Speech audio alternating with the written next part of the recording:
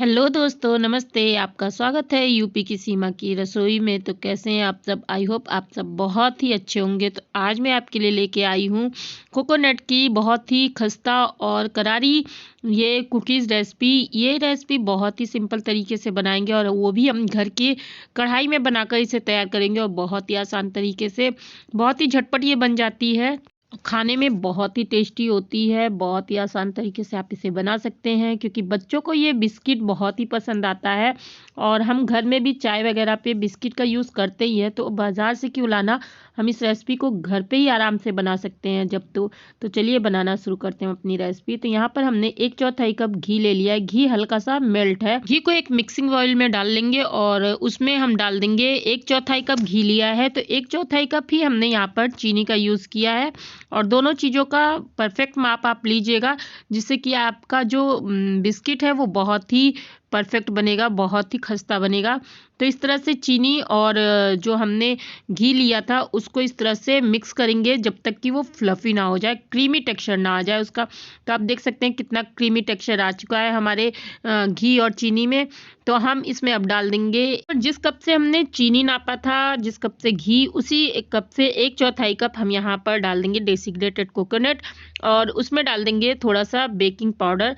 Baking powder डाल रहे हैं यहाँ पर हम, बेकिंग सोडे का यूज़ नहीं कर रहे हैं। तो बेकिंग पाउडर और नारियल के बुरादे को अच्छे से चीनी और घी कर रखे थे उसमें हम अच्छे से डेसिकेटेड कोकोनट यानी नारियल के बुरादे को भी अच्छे से मिला देंगे। तो इस तरह से हम जब इसे अच्छे से मिला देंगे, सारी चीज़ें अच्छे से एक दूसरे में मिल जाएंगी, तब यहाँ पर हम डाल रहे हैं 1 कप मैदा। 1 कप मैदा हमने अच्छे से चाल कर ले लिया था और इसे डालकर अच्छे से मिलाएंगे। और 1 कप मैदे मतलब हम यहाँ पर 1.5 कप मैदे का यूज़ कर रहे हैं। जितना हमने घी और चीनी दोनों मिला कर लिया था उतना ही हम यहाँ पर मैदे का यूज़ करेंगे। तो इस तरह से घी और चीनी आप आधा आधा ले लीजिए और मैदा उसका डबल ले लीजिए। तो इस तरह से अब हम 1.5 कप मैदा डाल देते हैं और इसे स्पून की सहायता से पहले अच्छे से मिलाइए। अगर स्पून से नहीं मिलता हो तो हाथों को अच्छे से साफ करके हाथों से आप इसे मिलाइए। हाथों से बहुत ही आसान तरीके से सारी चीज़ें एक दूसरे में अच्छे से मिल जाती हैं। तो इस तरह से हम हाथों से मिलाते हुए इसे अच्छे से मिलाएंगे और जब ये सारी चीज़ें अच्छे से एक दूसरे में मिल जाएंगी तब यहाँ पर हम ले लेंगे 2 से 3 टेबल स्पून दूध का। और ये 2 टेबल स्पून अभी हमने दूध लिया है। ये नॉर्मल रूम टेम्परेचर पर दूध है। दूध पहले से गर्म है और ठंडा हो चुका है। तो इस तरह से दूध हल्का हल्का डालकर हम इसका डो बनाएंगे।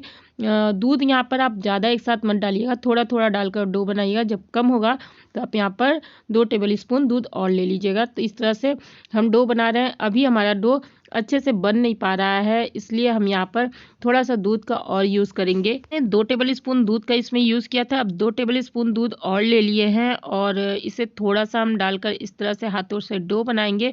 तो यहाँ पर टोटल 4 टेबल स्पून दूध लगेगा और जो हमने 2 टेबल स्पून दूध अभी लिया है वो भी पूरा लग जाएगा और अच्छे से तब इसका डो बनेगा। इसका एक टाइट डो आपको बनाकर तैयार करना है, गीला मत करिएगा। अगर गीला कर देंगे तो आपके बिस्किट जो है वो खस्ता नहीं बन पाएंगे। तो इस तरह से हमने सारे दूध को डाल दिया है और दूध को डालकर इसका अच्छा सा डो बना लिया है। यहाँ पर आटे को ज़्यादा गूंथना नहीं है, मतलब ज़्यादा इसको गूंथना नहीं है। जिस तरह से हम गेहूं के आटे को गूंथते हैं रोटी बनाने के लिए, तो उस तरह से इसको बिल्कुल नहीं गूंथना है, बस हल्का सा इसे मिलाना है और इस तरह से इसका डो बन जाएगा। बनने के बाद फिर यहाँ पर थोड़े से हमने लोई लिया और उसके हमने बिस्किट आकार में इसे बना दिया है। तो इस तरह से इसमें ज़्यादा क्रैक्स नहीं आते हैं और इस तरह से आसान तरीके से आपका बिस्किट बनकर तैयार हो जाएगा। और यहाँ पर हमने एक छेद वाली थाली ली है, उस पर लगा दिया हमने बटर पेपर। बटर पेपर को लगाकर इस तरह से हमने रख दिया है बिस्किट को और हम इसी थाली में और कढ़ाई में बिस्किट आपको बनाकर दिखाएंगे बिना ओवन के, बिना किसी झंझट के, बहुत ही आसान तरीके से। तो इस तरह से हम अपने सारे बिस्किट बना लेते हैं। उस पर कोकोनट लगा दिया और लगाने के बाद अब इसको हम थाली में रखते चलेंगे। तो इसी तरीके से हम सारे बिस्किट अपने बना लेंगे। पर देखिए हमने इतने बिस्किट बना लिए और थोड़े थोड़े गैप में हमने थाली में रखा है, एकदम पास में सटा के नहीं रखेंगे क्योंकि बिस्किट जो है हमारा फूलेगा। तो अब हम चलते हैं गैस की तरफ। तो यहाँ पर गैस पर रख दी कढ़ाई, उसमें डाल दिया हमने नमक। आप घबराइए मत, ये बालू नहीं है, नमक है। नमक को हमने कई बार यूज़ किया हुआ है तो ये पुराना नमक है।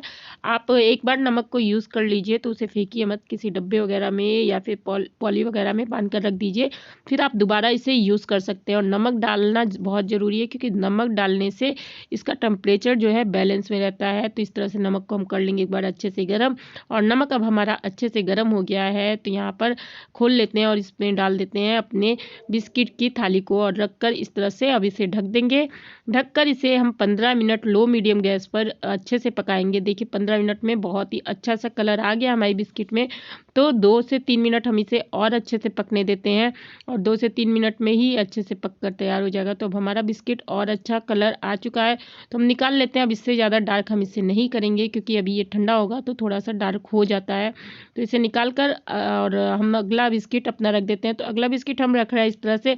आपके पास अगर छेद वाली थाली ना हो तो कोई प्लेट के स्टैंड को रखिए, प्लेट को रखिए और एक प्लेट पर सिल्वर पेपर लगाकर बिस्किट को सेम प्रोसेस में रखिए, थोड़े थोड़े गैप में, और रखकर इसे कढ़ाई में अब सेम प्रोसेस से ढककर 15 से 20 मिनट जितने देर में आपका पक जाए उतने देर में आप लो मीडियम गैस पर इसे अच्छे से पकाइए। तो ये देखिए हमारे सारे बिस्किट तैयार हो चुके थे और ठंडे हो चुके थे। तो अब हम इन्हें निकाल लेंगे।